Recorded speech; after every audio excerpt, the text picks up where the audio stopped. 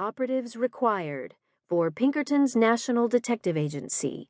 Intelligence and tenacity required foremost.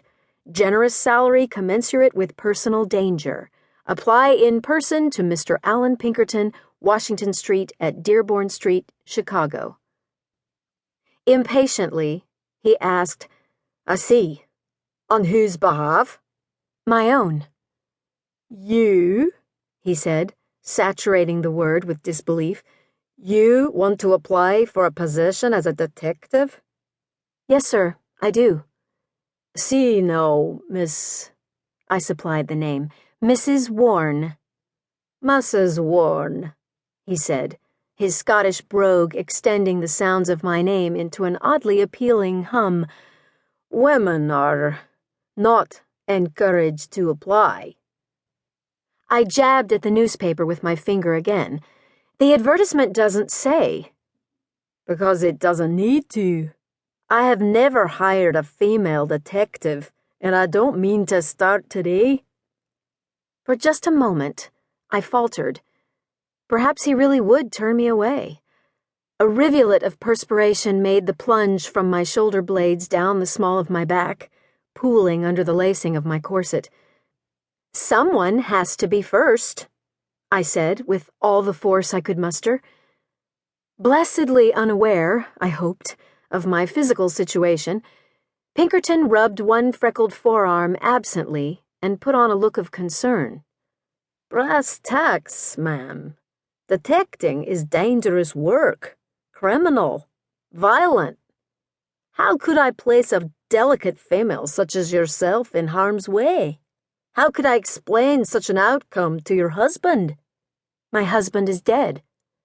He blinked at that, but it took him only a moment to recover, and he mumbled the usual empty condolence. "I'm sorry for your loss, ma'am."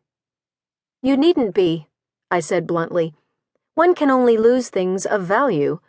But I did not come to talk to you about Charlie. I came here for work." A new light came into his eyes. It gave me hope. "Any children?" he asked. "No." "Other family?" "Parents, once," I said. "We are no longer close." "Did they disapprove of your marriage?" "Quite the opposite. I did." He laughed, a throaty rasp that made the room feel even warmer, though I was sure he understood that I hadn't spoken in jest. He put his ruddy hands down flat on the broad desk.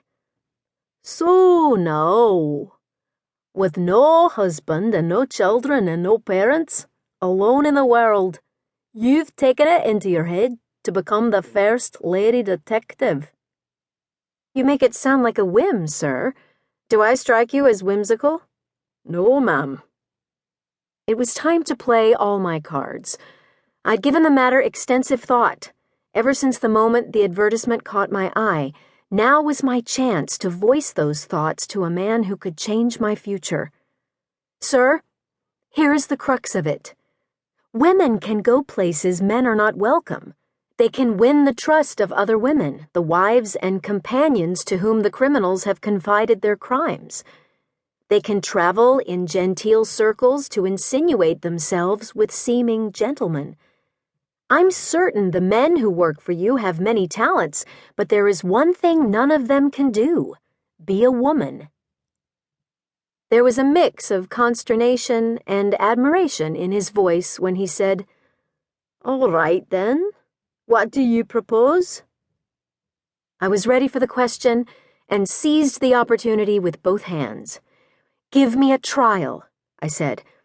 "If you have a case in your possession that needs solving, give it to me. If I cannot solve it, I go on my merry way. If I can, you employ me as the first female operative of your agency, and welcome."